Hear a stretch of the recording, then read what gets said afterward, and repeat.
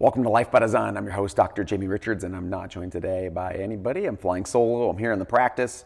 And today I'm going to talk about the difference between candy, vitamins, and painkillers, and how that applies to your practice. Now, before I do, and before I jump in, I want you to know I'm going to put in the show notes a really special freebie that I spent a lot of time working on, really put a ton into this, and it is a 5-step blueprint that no guru wants you to know about retention-based practice. And I cover the 5 areas that I think are vital to building a retention-based practice. It's a 7-page report. You can download it, and if you really love that, it'll take you to another page where you can watch a much more extended free training where I dig into all 5 of those and give you some action steps. So make sure you check out the show notes and head over and grab that. I know you'll love it.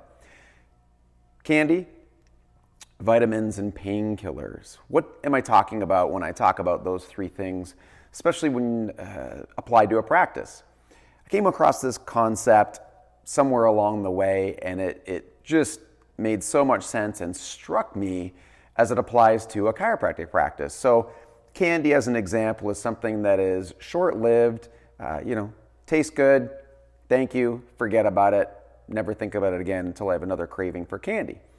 Vitamins, something that's good for you, obviously, not urgent, but they're good for you, something that I would encourage people to take. And I'm not just talking about actual vitamins, I think you get the idea. And then painkillers, something that needs urgent attention, right? I'm in pain, I have a problem, I need that problem solved. Now, when it comes to practice, the pitfall is the majority of us, me included, tend to present what we do, position what we do as a vitamin, especially if you come from this third paradigm model where you really, we don't want to scare people into care. I mean, I think we all agree that that's not a great way to position your practice. And I see that we tend to fall to the other end of the spectrum where instead of sharing with patients the reality of what's happening with their bodies, with their spine, with their nervous system, we sugarcoat it because we've gone so far in the other direction in the profession that we're almost afraid of really giving people the reality of what's happening. We need to get away from that. We need to start transitioning from positioning what you do as a vitamin, something that's good for you, something that, it'd be great if you did it. If you didn't do it, okay, you're not going to miss out. You can start taking vitamins anytime, to a painkiller. Now, I'm not specifically suggesting, especially in a third paradigm model, that we're positioning what we do as the solution for pain, although that may be one thing that you'll present for people. And I'll give you an example in a second as to how we've done this in our practice and what's been really, really successful. I've talked about it before on previous podcasts, but I'll go into it again. It's also why in a non-third paradigm practice model, the idea of the 7 warning signals, that type of presentation, subluxation correction for XYZ list of different conditions, that paradigm 2 type model, it's easier to advertise and easier to market. And that's why. It's because it's really directed as a painkiller. You're in pain, specifically in pain. In this example, you're in pain, and we're going to solve that problem for you. We're going to get you out of pain. Now, how do we do this in our practice? How do we do this in a third paradigm model? How do we get away from always positioning it as, it'd be good for you if you did it. If you don't, let us know when we can help. There's no doubt that chiropractic is good for people. There's no doubt that consistently having your spine and nervous system examined is valuable and beneficial, both in the short term and in the long term. No different than exercise. So because exercise is a good example, let's go down that path.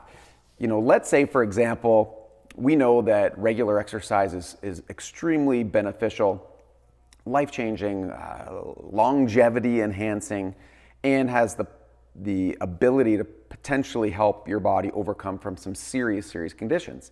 Now, when I'm presenting what we do as an example here at the Fit Club, I can use this perfectly.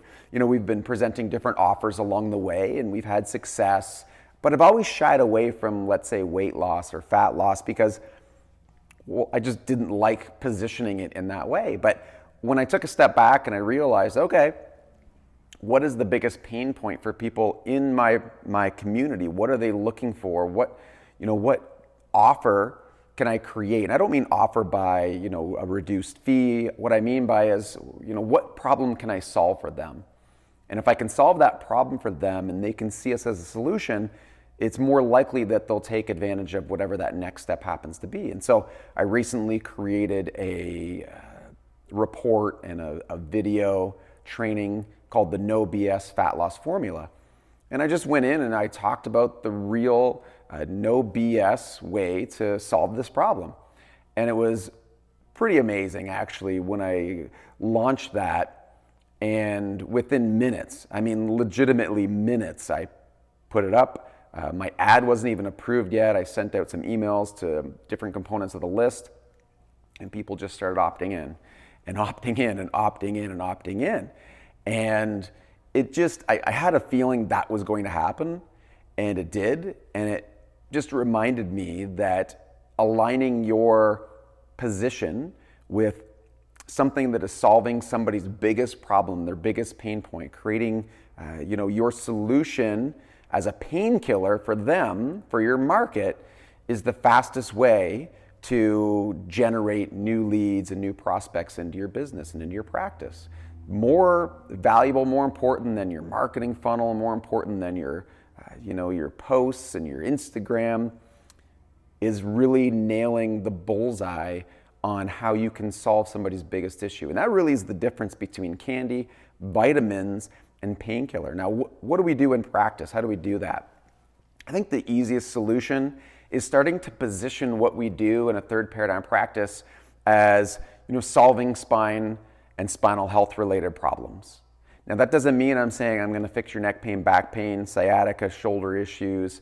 What I'm saying is we need to educate people that their spine is very important and that problems with the spine are urgent even in the absence of symptoms. That's not an easy thing to do. That's in some ways creating a market, and it takes time and it takes energy. But what I can say is, as you start to create that market, as you start to create people to become more aware of that potential problem and how it could be affecting them, they are ripe for the opportunity to take advantage of what you're presenting to them. I know a lot of doctors and just marketers in general were so keen at getting an offer in front of people. And when we think offer, we think, discounted fees or, reduced, finances, lowball offers. What I'm saying is just getting your business or your opportunity to come and work with you or speak with you or consult with you. If you can create an awareness of spine-related problems and how that may be affecting their health and really position that as something that has an urgency to it. And it takes work and it takes practice and there's a nuance to it, there's an art to it. But as an example, we've really over the last year consistently had the same positioning offer, and that is, how to get relief even when nothing else has helped, or how to get relief from spine-related health conditions even when nothing else has helped. And people opt in, they end up on another page where we educate them, teach them, and without giving any kind of discount, we simply just let them know that we're here to help, and they can schedule an appointment to meet with a corrective chiropractor to determine if an examination is warranted.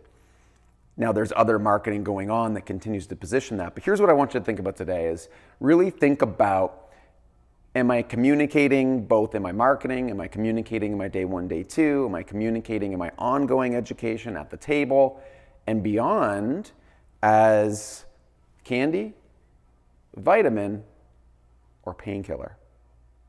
All right, guys, thank you for listening to the podcast today. Please go check out the 5-step blueprint. I'll put it in the show notes. Let me know what you think of that training. And as always, thank you for listening to Life by Design for Chiropractors, the voice of reason in chiropractic.